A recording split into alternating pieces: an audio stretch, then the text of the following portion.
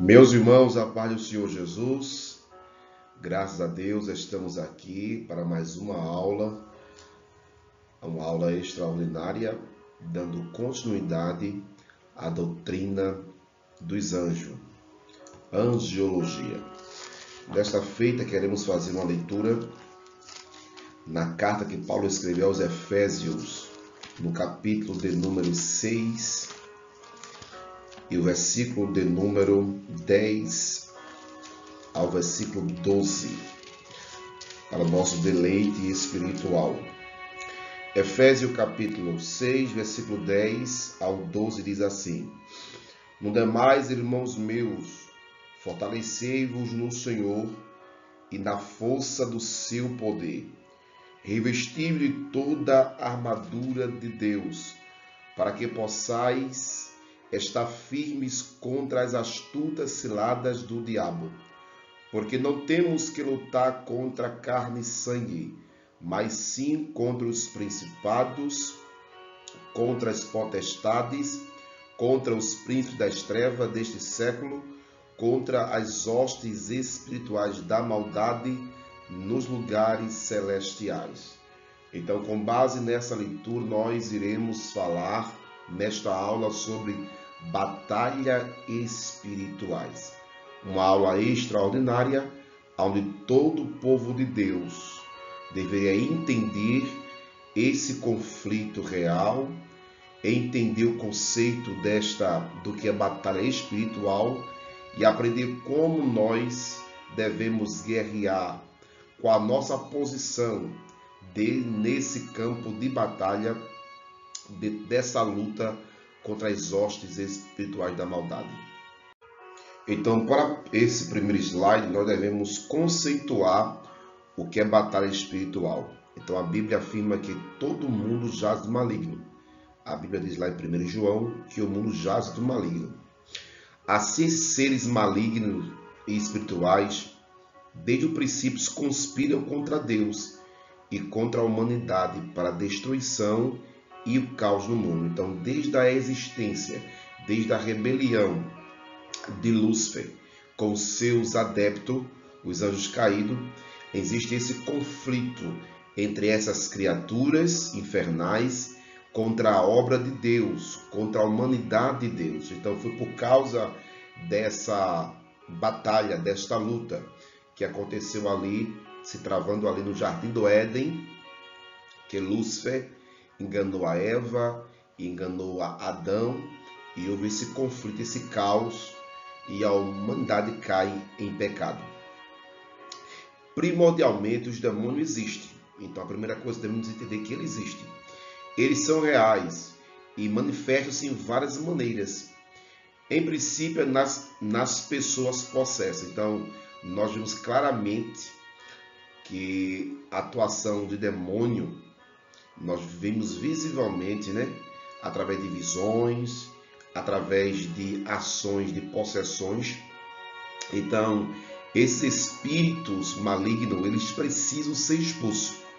Por conseguinte, os cristãos se opõem a essas forças malignas, pela pregação do Evangelho, a oração ou da palavra. A essa oposição, os crentes denominamos de batalha espiritual. Então, o que seria batalha espiritual? Seria o conflito entre a igreja, o povo de Deus, contra as forças espirituais da maldade. Nós guerreamos através da oração, da palavra, do jejum, do louvor, de uma vida de santificação, e nós recebemos uma ordem de Cristo. Ali em Mateus capítulo 10, versículos 7 e 8, nele ordenou, ordem imperativa: devemos ir pregar o evangelho, expulsar os demônios, curar os enfermos, limpar os leprosos, de graça dá, de graça recebei. Então, este é o conceito bíblico a respeito de batalha espiritual. Depois que nós conceituamos a respeito do que é batalha espiritual, devemos entender que essa batalha ela é uma realidade bíblica. Então, o tema principal da primeira epístola do apóstolo Pedro é o sofrimento do crente por causa do nome de Jesus. E esse sofrimento resulta da nossa contínua luta espiritual contra o pecado e contra o indiferentismo religioso. Mas ao encerrar sua epístola, o apóstolo esclarece que tudo isso parte de Satanás e seu agente. Ou seja, o apóstolo Pedro, ele mostra em 1 Pedro 5 e 8 que devemos ser sóbrio, vigiai, porque o diabo, vosso adversário, ele anda de redor, bramando como leão, buscando o que possa tragar. Então, observe que ele está ao derredor, procurando brecha, procurando o momento certo de atacar os cristãos, os servos de Deus. É por isso que nós devemos estar vigilantes, de atalaia, tapar as brechas através da santificação do sangue de Cristo, para que nós não sejamos alvo do adversário. Então ele é astuto, ele é sagaz, ele não perde a oportunidade. É por isso que essas duas ferramentas são importantes dentro desse conflito. Está alerta, está de vigilante, está de atalaia, para que nós não sejamos alvo, não seja prisioneiro do adversário nesse campo de batalha, na batalha espiritual. Depois de nós entendermos que a respeito do conceito e também que essa batalha é uma realidade, eu queria mostrar, lamentavelmente, o que não é batalha espiritual. Então, o que geralmente se chama de batalha espiritual, por alguns, é um modelo não bíblico e nocivo à fé cristã. Eu vou logo adiantar aqui, por exemplo, o exorcismo, na minha visão, não é, irmãos, uma batalha espiritual. Infelizmente, algumas pessoas, alguns mentores dessa doutrina, eles pinçam a Bíblia aqui e ali e adaptam as passagens, selecionando para ajustar as suas próprias experiências. Ou seja, alguns pretextos bíblicos de algumas ações de Jesus, dos apóstolos, e começa a formular algumas doutrinas bíblicas. Então, trata-se de uma cosmovisão abrangente de cultura antiga, como da Mesopotâmia, do Egito. Então, esse grupo de pessoas, eles são influenciados por magia negra, por ocultismo. Então, esse grupo de pessoas pensam que estão numa batalha espiritual. Então, na época um mundo cheio de forças ocultas, em que os homens viviam procurando se proteger de deuses e demônios malévolos. E é uma estrutura muito próxima do ocultismo contemporâneo, com a doutrina do espírito territoriais, maldição hereditária ou de família com rituais de libertação. Então, observe só que, lamentavelmente, grupo de pessoas, eles confundem o que é batalha espiritual e o que é ocultismo e o que é magia. Então, nós cristãos, nós não devemos trilhar por este caminho. O que nós devemos seguir é que a batalha espiritual, ela pode acontecer uma libertação de uma pessoa cativa. Não um exorcismo, uma prática ocultista. Os cristãos não trabalham com esse método. Nós somos baseados, fundamentados na Bíblia Sagrada. Então, por mais que a Bíblia mostre alguma semelhança, por exemplo, que tem espíritos malignos, que ele invade territórios, que nós vemos uma perseguição espiritual na vida de algumas pessoas, uma tendência, mas nós não podemos, irmão, levar isso ao pé da letra e dizer que devemos seguir uma doutrina de espíritos territoriais, uma maldição hereditária, ou família com rituais de libertação. Então isso aí é levado mais para o lado do ocultismo, da magia, da superstição, e nós cristãos não devemos tirar por esse caminho. O crente, ele é usado por Deus para libertar alguém, pelo sangue de Cristo, pelo nome de Jesus, e não trazer a doutrina do exorcismo na vida de algumas pessoas. Então vai esse alerta aí. Nós cristãos acreditamos na libertação, no campo da libertação. Deus liberta os cativos, Deus transforma as vidas. Deus libertou o gadareno, Deus libertou muitos homens na Bíblia, Jesus. Mas Jesus nunca foi aquele de entrevistar demônio, nunca fazer ritual para libertar alguém. Então isso não existe. Por favor, e isso não pode estar aí fazendo um mapeamento espiritual e fazer um mapa e publicar que tal demônio atua naquela área ou naquela cidade. Enfim, isso não existe.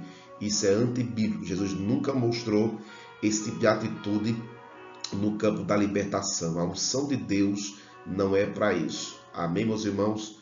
Então vamos levar isso a sério, porque isso é um caso que tem levado muitas pessoas a um declínio espiritual. Então, batalha espiritual, ela não é exorcismo, ela não é doutrina territorial, ela não é maldição hereditária, ela não é ritual familiar. Batalha espiritual é um conflito entre a igreja e as forças demoníacas, e nós enfrentamos através da oração, do jejum, da palavra, da vida santificada e também da expulsão do demônio, da libertação de pessoas que estão cativas.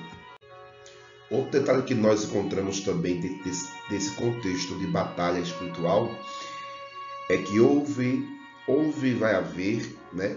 Porque eu falei aqui na aula retrasada que a profecia bíblica ela é tanto parcial como cabal.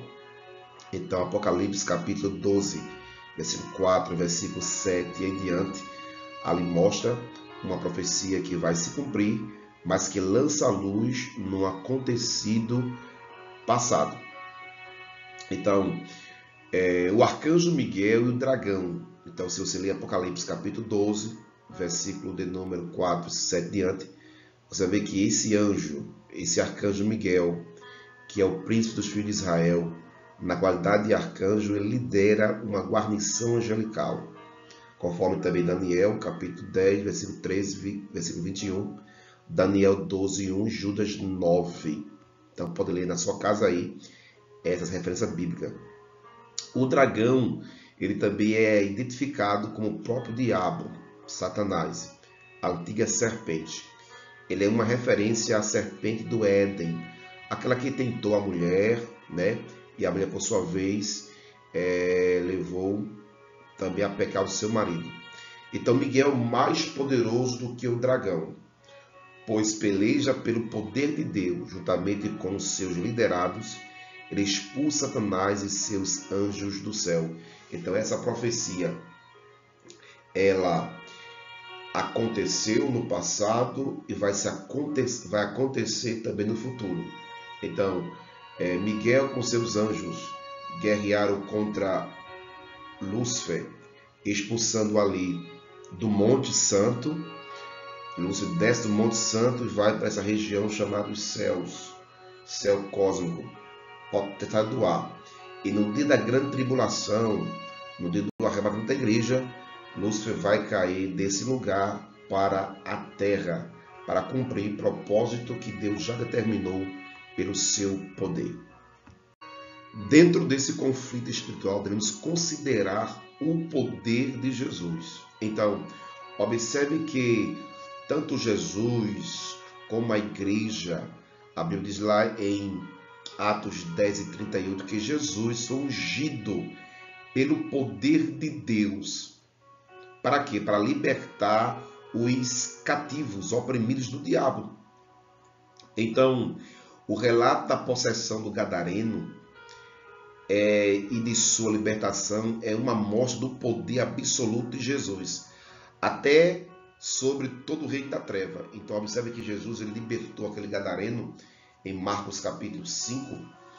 Então, ali é uma demonstração desse poder de Cristo. Os próprios demônios sabiam quem era Jesus. Então, se você observar em Atos capítulo 19, versículo 15, quando os 7 filhos de Seva foram expulsar os demônios disseram: eu conheço Jesus, conheço a Paulo. Mas quem são vocês? Então, eles conhecem Jesus. Ele conhece o poder de Jesus. Então, também se você vê Marcos capítulo 1, versículo 24, numa libertação os demônios também reconhecem Jesus e sabem que Jesus era o Santo de Deus. Então, eles têm medo de Jesus. Eles estremecem diante dele, né? Jesus veio para desfazer as obras do diabo. 1 João 3:8.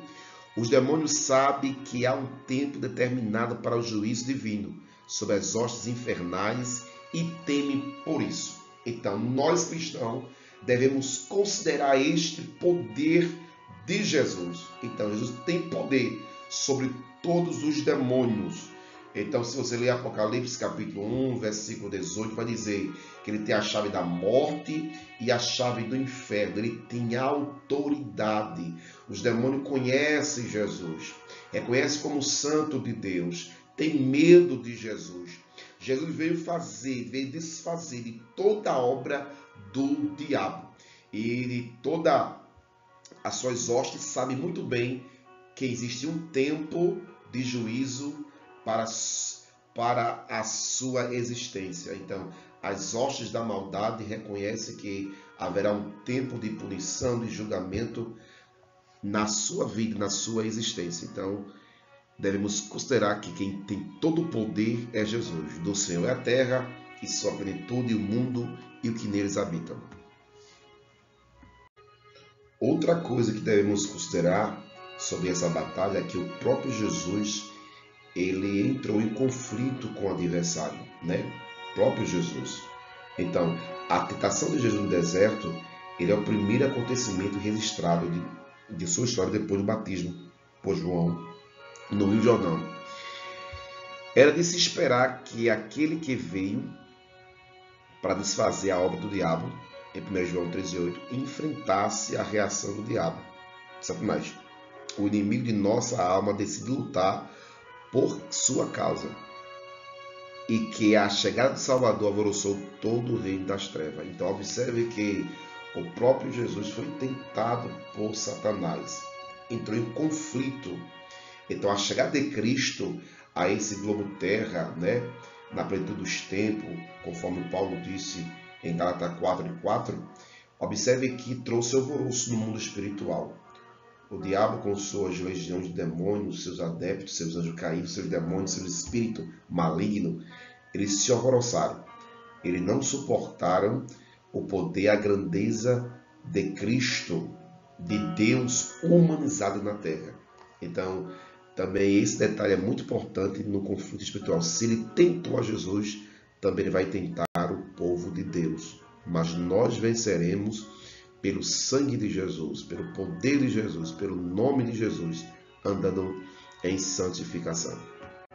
Aí dentro dessa batalha, dentro desse conflito, dessa luta, né, nós devemos entender com quem devemos lutar. Então, a luta contra os poderes das trevas.